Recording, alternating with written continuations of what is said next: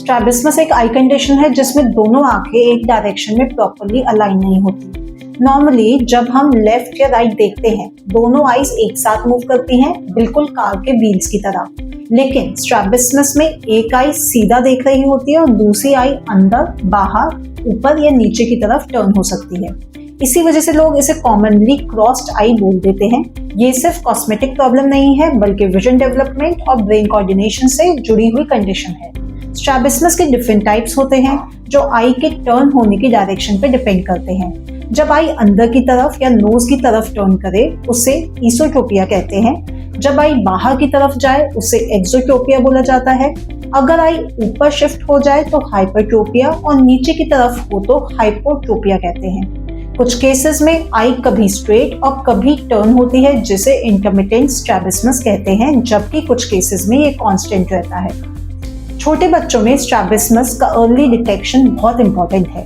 Birth के बाद पहले 6 महीने तक बेबी की आई मूवमेंट थोड़ी अनस्टेबल हो सकती है, लेकिन 6 महीने के बाद आईज को मोस्टली स्ट्रेट हो जाना चाहिए। अगर उसके बाद भी आई टर्न नोटिसेबल हो तो प्रॉपर आई एग्जाम जरूर करवाना चाहिए। कभी कभी सूडो ईसोट्रोपिया भी होता है जिसमें बेबी का नोज ब्रिज फ्लैट या स्किन फोल्ड ज्यादा होने की वजह से आई क्रॉस लगती है, लेकिन एक्चुअल में अलाइनमेंट नॉर्मल होता है। इसलिए प्रोफेशनल एग्जामिनेशन बहुत जरूरी होता है। स्ट्रैबिस्मस के कॉजेज अलग अलग हो सकते हैं। कई बच्चे जन्म से ही इस कंडीशन के साथ पैदा होते हैं जिसे कंजेनाइटल स्ट्रैबिस्मस कहते हैं। कुछ बच्चों में फार साइटेडनेस या हाइपरोपिया की वजह से आई अंदर टर्न हो सकती है। जब बच्चा नियर ऑब्जेक्ट्स पे फोकस करता है तो उसे ज्यादा फोकसिंग एफर्ट लगाना पड़ता है और फोकसिंग मसल और आई टर्निंग मसल्स ब्रेन में इंटरकनेक्टेड होते हैं। ज्यादा फोकसिंग एफर्ट से आईज अंदर पुल हो सकती है जिससे अकोमोडेटिव ईसोट्रोपिया डेवलप हो सकता है। अगर एक आई मिसअलाइन रहे और ब्रेन को 2 अलग इमेज मिले तो ब्रेन डबल विजन अवॉइड करने के लिए एक आई के इमेज को सप्रेस कर देता है।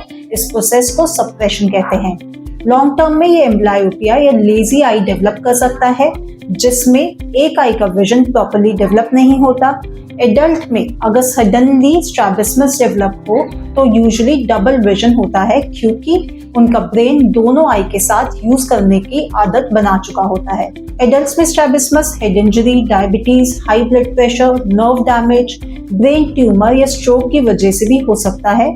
जब आई मसल को कंट्रोल करने वाली नर्व्स डैमेज होती हैं तो आई प्रॉपर्ली मूव नहीं कर पाती और डेविएशन हो जाता है। इस कंडीशन में इमीडिएट मेडिकल इवैल्यूएशन जरूरी होती है। ट्रीटमेंट कॉज और एज पे डिपेंड करता है। बच्चों में सबसे पहला स्टेप ग्लासेस होता है, स्पेशली अगर फार साइटेडनेस प्रेजेंट हो। कई केसेस में सिर्फ करेक्ट प्रिस्क्रिप्शन से ही अलाइनमेंट इंप्रूव हो जाता है। अगर लेजी आई का रिस्क हो तो डॉक्टर पैचिंग थेरेपी रिकमेंड करते हैं जिसमें स्ट्रॉन्ग आई पर पैच लगाया जाता है ताकि वीकर आई को ब्रेन यूज करने लगे। कभी कभी एट्रोपिन ड्रॉप्स भी दिए जाते हैं बेटर आई को टेम्परेरी ब्लर करने के लिए। एडल्ट्स या सिवियर केसेस में प्रिज्म ग्लासेस यूज किए जा सकते हैं जो डबल विजन को रिड्यूस करते हैं। कुछ सिचुएशन में विजन थेरेपी हेल्पफुल होती है, स्पेशली ब्रेन इंजरी के बाद ब्रेन कोऑर्डिनेशन इंप्रूव करने के लिए। अगर डेविएशन ज्यादा हो या नॉन सर्जिकल मेथड्स इफेक्टिव ना हो तो स्ट्रैबिस्मस सर्जरी की जाती है। सर्जरी आई मसल की पोजीशन या स्ट्रेंथ एडजस्ट करती है ताकि आईज अलाइन हो सके। लेकिन अगर एडल्ट में बचपन से लेजी आई हो तो सर्जरी से कॉस्मेटिक अलाइनमेंट इंप्रूव हो सकता है पर विजन फुली रिस्टोर होना जरूरी नहीं होता क्योंकि इशू ब्रेन प्रोसेसिंग का होता है। सबसे इम्पोर्टेंट है कि अर्ली डायग्नोसिस और अर्ली ट्रीटमेंट से विजन डेवलपमेंट प्रोटेक्ट किया जा सकता है। अगर आपको या आपके चाइल्ड को eye turn, frequent squinting, head tilt या डबल विजन का डाउट हो तो डिले ना करें। आज ही हमारे हेल्पलाइन नंबर पे कॉल करके फ्री चेकअप बुक करें। आपका कोई भी सवाल है तो आप हमें कमेंट में पूछ सकते हैं।